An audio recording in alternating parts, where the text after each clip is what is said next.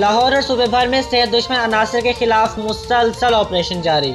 पंजाब में 1168 मुकामात की checking, 121 food points के खिलाफ कार्रवाइयाँ।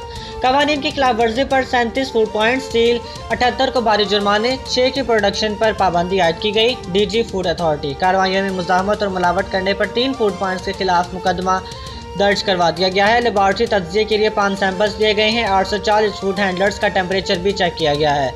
18 किनाल पर गंदे पानी से उगी सब्जियां भी हल चलाकर तल्फ कर दी गई हैं। मलिक मोबाइल टेस्टिंग लेबर से 286 दूध बरादर गाड़ियों में आने वाला 3,02,881 161 लीटर दूध चेक किया गया है। शालीमार टाउन लाहौर में 20 मिल्क शॉप्स पर मौजूद 1,01,750 लीटर दूध भी चेक किया गया है। इरफान मेमन।